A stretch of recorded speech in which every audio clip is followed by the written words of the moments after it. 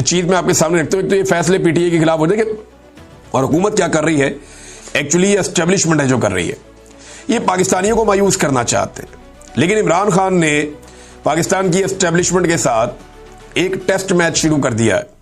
पहले शायद इमरान खान को जल्दी होती थी या उनकी पार्टी को जल्दी होती थी कि इमरान खान को फौरी तौर पे बाहर निकाला जाए, ये वाला मामला किया जाए, यहां पे अपील की जाए, ये वाला मुकदमा लड़ा जाए, फलां एहतजाज को तेज किया जाए। लेकिन इमरान खान साहब को अब जल्दी कोई नहीं है। ऐसा लगता है कि इमरान खान साहब ने अपने आप को बड़ी अच्छी तरह एडजस्ट कर लिया और कन्विंस कर लिया है कि मैं अब इस निज़ाम के साथ एक लंबी लड़ाई लड़ूंगा। और एक टेस्ट मैच इमरान खान और मौजूदा पाकिस्तानी मिलिट्री एस्टेब्लिशमेंट के दरमियान शुरू हो गया। अब ये जो टेस्ट मैच है, इसमें अभी तो 2 महीने का एक प्लान आया कि एहतजाज अभी शुरू होगा, 5 अगस्त को पीक पे जाएगा, उसके बाद फिर क्या क्या होगा, किस किस मरहले से गुजरेगा, ये पूरा एक कंप्रीहेंसिव प्लान है पाकिस्तान तहरीक इंसाफ के पास। इनके लोग गिरफ्तार भी होंगे, लोग निकला करेंगे, एहतजाज किया करेंगे, ये निजाम नहीं चलेगा इस तरह। देखिए होता क्या है कि हुकूमत की कोशिश है किसी तरह निजाम चले। एक साहब गिरफ्तार होकर आए, वो इंटरव्यू दे रहे थे, यानी गिरफ्तार क्या हो गया, लापता होकर ही आए, और वो बात कर रहे थे शाकिर अवान साहब के साथ। तो उन्होंने कहा जी देखिए, मुझे कहा गया कि अगर गलत लड़के लड़की की भी शादी हो जाए ना, तो फिर भी वो रिश्ता निभाना पड़ता है, चलाना पड़ता है। हम तो इनको हुकूमत दे चुके हैं, अब जो भी है टाइम तो गुजारना पड़ेगा। यानी इस तरह की बातें भी की जाती है। तो ये हुकूमत को अब धक्का लगा रही है एस्टेब्लिशमेंट, लेकिन ये इसका बोझ कब तक उठाएंगे, ये बहुत बड़ा प्रॉब्लम है। ऐसा लगता है कि दोनों एक दूसरे के खिलाफ होना शुरू हो गए, और इसका आगाज सहाफियों की जानिब से हो गया है कि जो एस्टेब्लिशमेंट के सहाफी हैं वो पीडीएम के ऊपर मलबा डालते हैं, और जो पीडीएम की जमातों के सहाफी हैं वो एस्टेब्लिशमेंट में मलबा डालते हैं। ये सिलसिला शुरू हो चुका है, और इसमें एस्टेब्लिशमेंट ने अब बाजू में रोड़ना शुरू करने हैं पीएमएलएन और पीपल्स पार्टी के भी बहाने से। तो ये चीजें आप आने वाले दिनों में देखेंगे।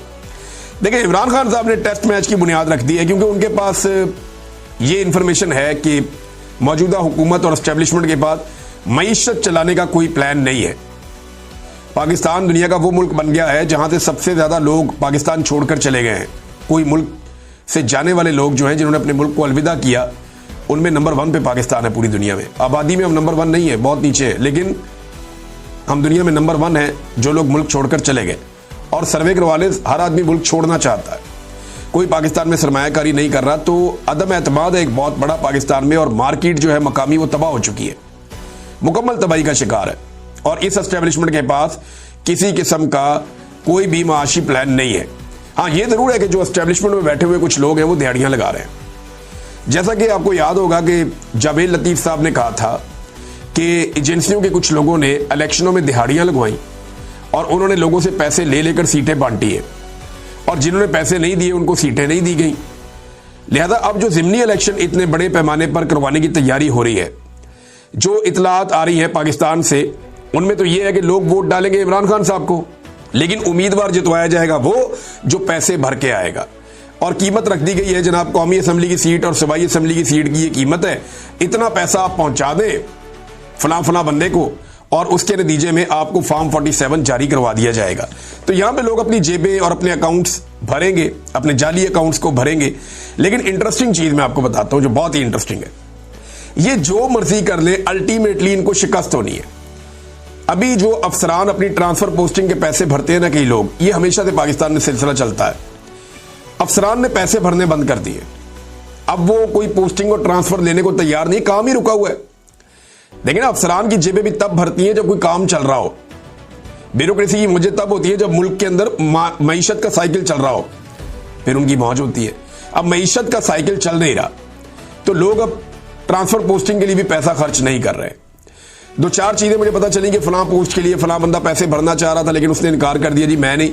और लोगों को यह भी पता है कि हमें 3 साल के लिए तैनात किया जाएगा, और पता चले कि दूसरे महीने पाकिस्तान में इनकलाब आ गया या लोग गले पड़ गए एस्टेब्लिशमेंट के और सारा निजाम बदल गया, तो मैं 3 साल के पैसे भर के फौरी तौर पे फारिग हो जाऊं, तो मेरे पैसे कौन भरेगा?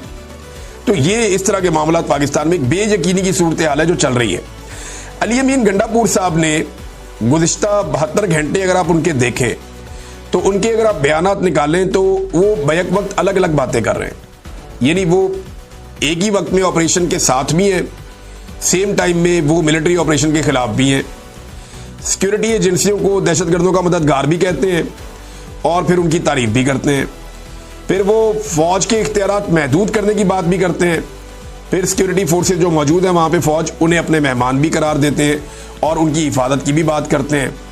मादनियात पर पार्टी का मौक़िफ़ कुछ और है और अली अमीन गंडापुर का मौक़िफ़ कुछ और है। तो ये बड़ी अजीबोगरीब सूरत हाल पैदा हो चुकी है। चंद घंटों में बड़े अजीब तरीके से अलग अलग बयान दिए। यानी उन्होंने कहा कि फौज और अवाम के दरमियान एतमाद का रिश्ता खत्म हो चुका है। ये किसने कहा? अली अमीन गंडापुर ने कहा कि फौज और अवाम के दरमियान एतमाद का रिश्ता खत्म हो चुका है। ये गंडापुर ने कहा और उसकी वजह वो फौजी क़यादत के फैसलों को करार देते। अब वो कह रहे हैं कि साजिश हो रही है कि अवाम और फोर्सेज के दरमियान अदम एतमाद पैदा किया जा रहा है, मिलकर ऐसे लोगों को बेनकाब करना। यानी एक दिन पहले खुद ही एक बात कर रहे हैं, अगले दिन कह रहे हैं नहीं ये साजिश है। तो क्या एक दिन पहले अली अमीन गंडापुर साहब साजिश कर रहे थे? यानी मुझे बहुत हैरत हो रही है कि गंडापुर साहब को क्या हो गया और वो खुद भी कंफ्यूज हैं। ऐसा लगता है वो समझ नहीं पा रहे कि उनको क्या कहना है और क्या नहीं कहना। मुराद सईद साहब का मौक़िफ़ बिल्कुल मुख्तलिफ है, अली अमीन गंडापुर का मौक़िफ़ बिल्कुल मुख्तलिफ है। ये दोनों इमरान खान के काबिल एतबार साथी हैं। इमरान खान साहब के दो ऐसे साथी जो अगर आप कहें खैबर पख्तूनख्वा में सबसे ज़्यादा इमरान खान साहब के करीब रहे, जिन पे उन्होंने बहुत ज़्यादा एतमाद किया, तो यानी दो, बाकियों में से दो और बहुत सारे हैं। झगड़ा साहब पे इमरान खान साहब को बड़ा भरोसा है और बहुत सारे दोस्त हैं उनके इमरान खान साहब के। जुनैद अकबर पे बड़ा वो भरोसा करते हैं, बाकी लोगों पे भी करते हैं। लेकिन अली अमीन और मुराद सईद की एक जगह है। अब मुराद सईद बिल्कुल एक डिफरेंट लाइन लेते हैं, अली अमीन बिल्कुल एक डिफरेंट लाइन ले रहे हैं। दोनों का ज़मीन आसमान का फ़र्क है। लेकिन इमरान खान साहब का मौक़िफ़ जो है वो मुराद सईद के मौक़िफ़ के करीब तर है। मुराद सईद ने कहा, मेरे पाकिस्तानियों, आपको अंदाज़ा नहीं कि मार्टर गोलों, गनशिप, हेलीकॉप्टरों और ड्रोन्स के साए में अमन की आवाज़ उठाना कितना मुश्किल है। बंदूक की नाली के सामने अदम तशद्दुद का नारा बुलंद करने के लिए कितनी जुर्रत दरकार होती है। बाजोड़ के अमन के लिए निकलने वालों को सलाम। अमन के लिए मुत्तहिद करने वाले बगैर इश्तिहार और बैनर पोस्टर के मुहिम कैसे चलाते हैं? जब रियासत ही अमन के बजाय जंग का फैसला कर चुकी हो तो फिर जंग रोकना और अपने घर बचाना कितना मुश्किल टास्क है। इसलिए आप सबसे दरखास्त है कि अमन का साथ दो और जो साथी ये मुश्किल तरीन काम कर रहे हैं उनकी आवाज़ बनो। अगर ये कामयाब हो गए तो इनकी कोशिश आपके घरों को भी इस आग से बचा लेगी जिसकी तपिश ने हमारे घर राख कर दिए थे, तो झुलसे आपके आंगन भी थे। ये उन्होंने बताया कि जिरगों का क्या मामला है और इससे पहले कौन कौन से तरीकों से लड़ाइयाँ पाकिस्तान के ऊपर मुसल्लत की गई अवाम के ऊपर, और अब किस किस तरीके से जिरगों का उन्वान देकर क्या क्या हरकतें की जा रही हैं, और सेफ हाउसेज के अंदर किस तरह 5 अफराद ने मिलकर मीडिया को जिरगे के टिकट जारी करवा दिए कि जनाब जिरगा हो गया है। तो अमन तहरीक के ऊपर उन्होंने जोर दिया।